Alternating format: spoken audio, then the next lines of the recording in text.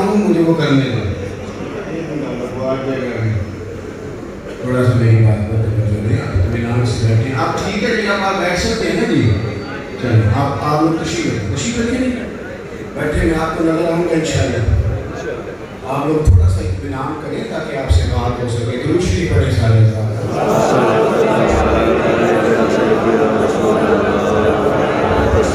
السلام علیکم یا حبیب اللہ, السلام علیکم یا نبی اللہ. تمام تعریفیں اللہ تعالیٰ نے اللہ مجد کریم کے لیے, اور درود و سلام نبی اکرم صلی اللہ علیہ وسلم کی ذات والا صفات کے لیے حمد و ثنا کے بعد اصلاح معاشرہ کانفرنس کے عنوان سے آج کی اس محفل پاک کا اہتمام کیا گیا ہے. دو چار باتیں آپ کی خدمت میں عرض کرنی ہے. یہاں ماشاءاللہ سے آپ بہت بڑی تعداد میں اس گرمی کے سخت موسم میں تشریف لائے ہیں. اللہ تعالیٰ آپ سب کو بہترین صحت عطا کرے. جو آدمی زیادہ تکلیف میں بیٹھا ہے, زیادہ پیچھے بیٹھا ہے, زیادہ گرمی میں بیٹھا ہے, اللہ تعالیٰ کی بارگاہ سے اسے زیادہ کر دیا. اور کیمرے کی آنکھ کسی کو دیکھے نہ دیکھے, رب رسول کی آنکھیں سب کو دیکھتے ہیں, اور ان آنکھوں میں رہنا زیادہ کمال ہے.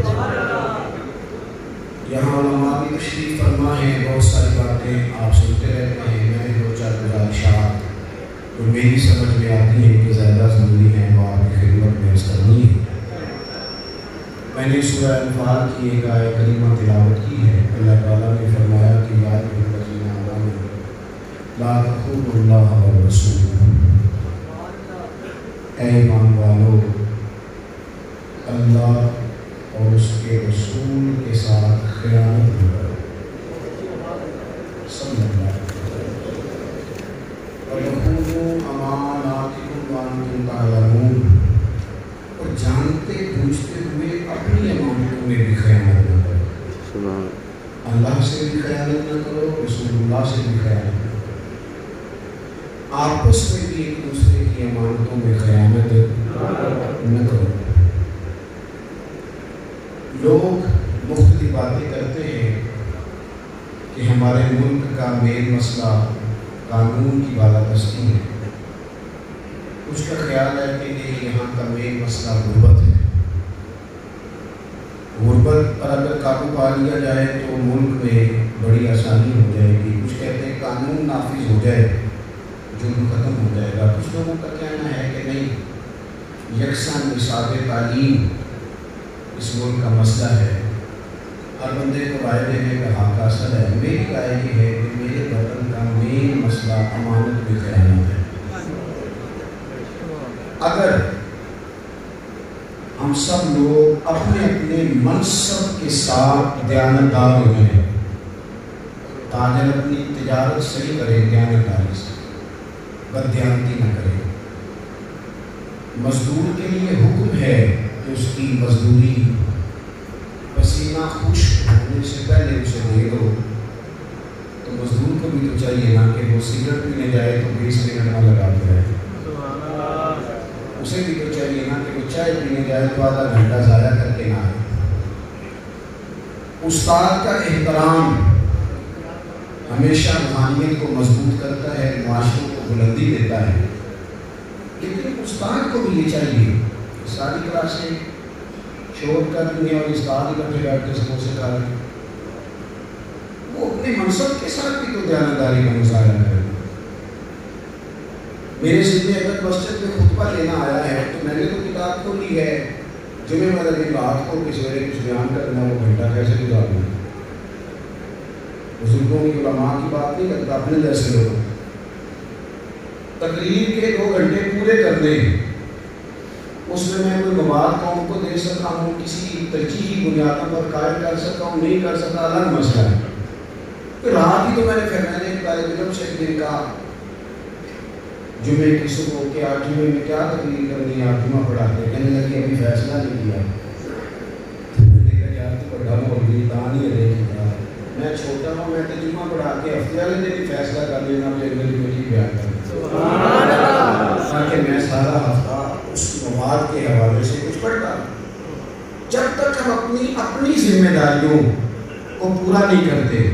حضرت خواجہ نصیر الدین چراغ دیوی رحمۃ اللہ علیہ کی خدمت میں بادشاہ وقت آیا تھا. آپ موبائل دیکھ رہے ہیں کہ مجھے دیکھیں. ان کی خدمت میں بادشاہ وقت نے آ کے کہا حضور کو وظیفہ بتائیں,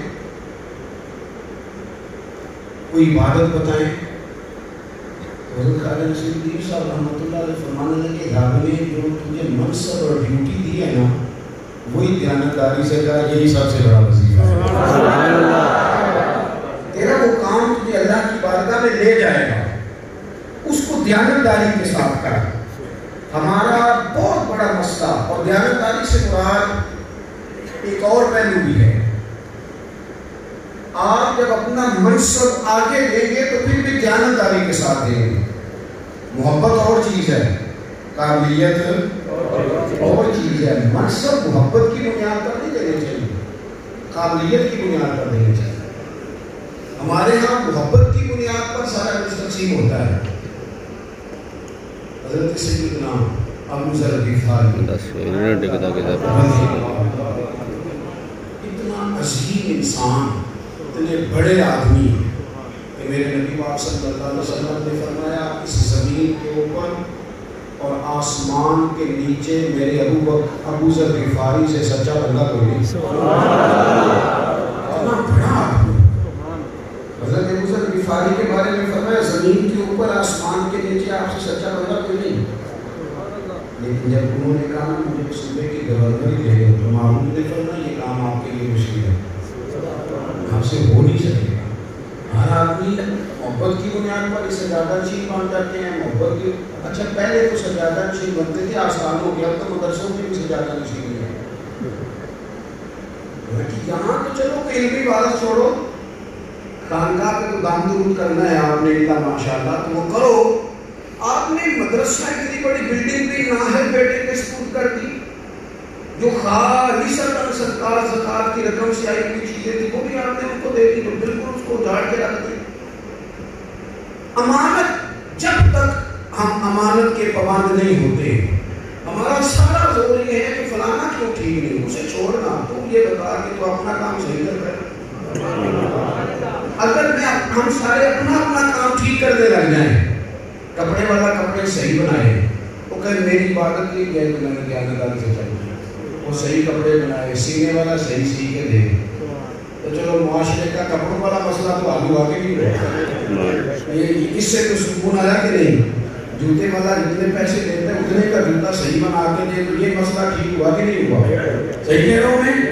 اپنے کام, ہماری تو توجہ دوسروں پہ ہے, اپنے پہ نہیں. حضرت موسیٰ علیہ نبی علیہ السلام کو حکم ہوا کہ بستی میں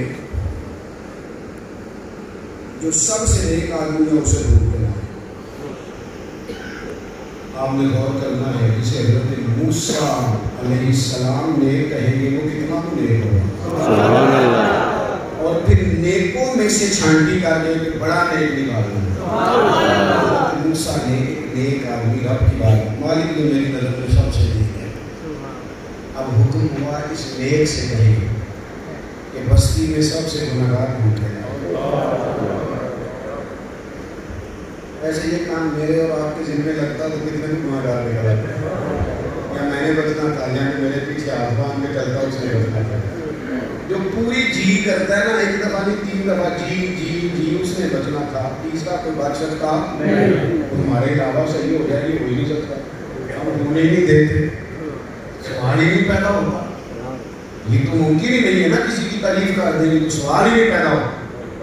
حضرت موسیٰ نے اس ایک آدمی سے کہا بھئی آپ نا گناہگار بندہ بستی میں سے ڈھونڈ کے لائیں.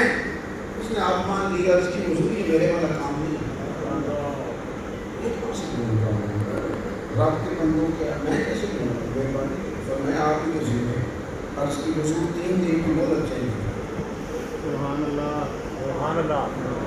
3 دن گزر گئے, مقررہ وقت پر گناہگار کو لانا تھا, کسے لائے؟ اپنے گلے میں رسی بن.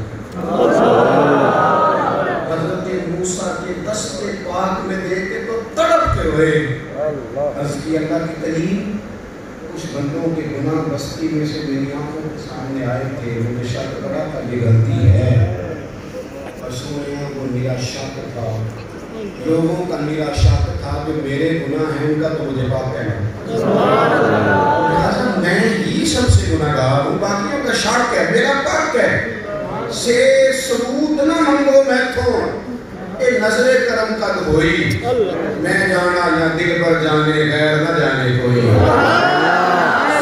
سے ثبوت نہ منگو میں تھو بلا نظر کرم قد ہوئی، اے میں جانا یا دل پر جانے غیر نہ جانے کوئی، میں مسکین پرانا خادم کسے در ملی نہ ٹوئی، واسط یار نے نظر جو کی تھی پھر واسط ہی ہوئی، میں تو مسکین آدمی، میں تو سب سے گناہگار، میں مسکین پرانا خادم، حضور میں ہی ہوں۔